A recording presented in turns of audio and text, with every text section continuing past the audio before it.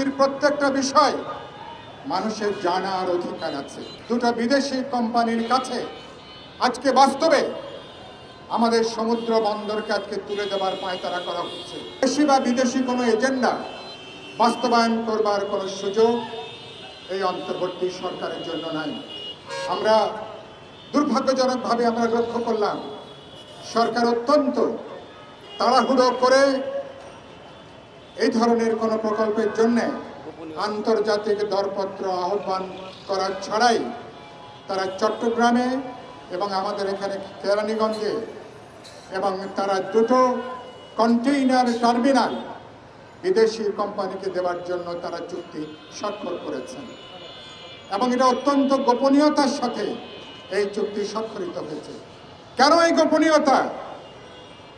চুক্তি যদি দেশের জন্য হয়, মানুষের জন্য হয়, দেশের কল্যাণের জন্য হয়, তাহলে চুক্তির প্রত্যেকটা বিষয় মানুষের জানার অধিকার আছে। কিন্তু আমরা লক্ষ্য করলাম অত্যন্ত তাড়াহুড়ো করে অতি গোপনীয়তা অবলম্বন করে দুটো বিদেশি কোম্পানির কাছে আজকে বাস্তবে আমাদের সমুদ্র বন্দরকে আজকে তুলে দেওয়ার পায়তারা করা হচ্ছে। সেই লক্ষ্যে আমরা দেখছি কন্টেইনার টার্মিনাল নির্মাণের জন্য তাদের সঙ্গে তারা যে চুক্তি করেছেন, এই চুক্তি আমাদের জাতীয় স্বার্থের পরিপন্থী। কোন জায়গা থেকে আমরা বলেছি আমরা এই চুক্তি প্রথমত সরকারের এখতিয়ারের বাইরে। আপনি 30 বছরের জন্য 22 বছরের জন্য আমার বন্দরগুলোকে, আমার কন্টেইনার টার্মিনালকে বিদেশি কোম্পানির কাছে দেবেন। জনগণের সম্মতি লাগবে না, রাজনৈতিক দলগুলো তো মতামত লাগবে, আমাদের মানুষের মতামত লাগবে না, মানুষের তো মতামত লাগবে, জরিপ লাগবে, মানুষের সম্মতি প্রয়োজন হবে। কোন বিবেচনায় রাজনৈতিক দলগুলো যখন প্রতিবাদ করছে? ইউনিভার্সাল কার্ডিয়াক হসপিটাল, আপনার হৃদয়ের আরো কাছে। আমরা যখন প্রতিবাদ করছি, শ্রমিক কর্মচারীরা যখন প্রতিবাদ করছে, শ্রমিক সংগঠনগুলো প্রতিবাদ করছে, বন্দরের সংশ্লিষ্ট সকল প্রতিষ্ঠান যখন প্রতিবাদ করছে, কোনো কিছুকে আমলে না নিয়ে, বিবেচনায় না নিয়ে একতরফাভাবে আপনারা যে চুক্তি স্বাক্ষর করেছেন, এই চুক্তি মানতে বাংলাদেশের জনগণ বাধ্য নয়। সুতরাং সেই কথাটা বিবেচনার মধ্যে নেওয়া দরকার। চুক্তির শর্তগুলো কি বললেন? অতি গোপনীয় চুক্তি। তা অতি গোপনীয় যখন চুক্তি করেন তখন তো ধরে নেওয়া যায় এমন চুক্তি যেই চুক্তি মানুষের কাছে প্রকাশ করা যাবে না। এই ধরনের কোনো চুক্তি করবার কোনো লাইসেন্স, কোনো অধিকার, কোনো এখতিয়ার এদেশের রাজনৈতিক দল এবং জনগণ অন্তর্বর্তী সরকারকে আমরা প্রদান করি নাই।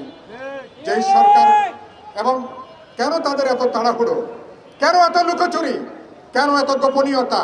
তার মানে ডাল মে কুচ কালা হয়।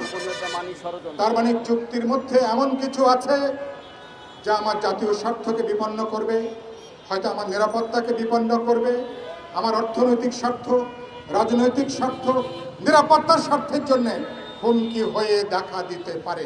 না হলে তো এই গোপনীয়তা রাখার কোনো কারণ নেই।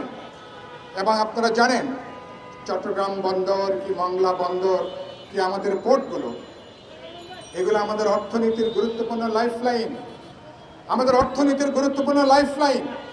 এবং এই বন্দরের সাথে আমাদের স্বাধীনতার সার্বভৌমত্ব, আমাদের জাতীয় নিরাপত্তার প্রত্যক্ষ সম্পর্ক আছে। সুতরাং যখন আপনি কোনো চুক্তি করছেন, এই চুক্তি আগে আপনি জনগণের কাছে চুক্তির খসড়া প্রকাশ করবেন। এখন পার্লামেন্ট নাই, দরকার হলে ওয়েবসাইটে দেবেন, আলাপ আলোচনা করবেন, মতামত নেবেন। তারপর মানুষের যদি মতামত পাওয়া যায় তখন এই চুক্তি স্বাক্ষরের ব্যাপারটা বিবেচনা করা যেতে পারে।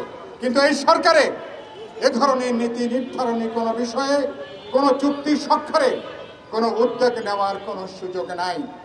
আপনারা জানেন আমরা আমাদের যে জাতির বয়স 53-54 বছর, আমরা যদি আমাদের একটা বন্দরকে রক্ষা করতে না পারি, একটা বন্দর ব্যবস্থাপনা তৈরি করতে না পারি, যদি জাতীয় সক্ষমতা যদি আমরা গড়ে তুলতে না পারি, তাহলে 53-54 বছরের আমাদের অর্জনের জায়গাটা কি?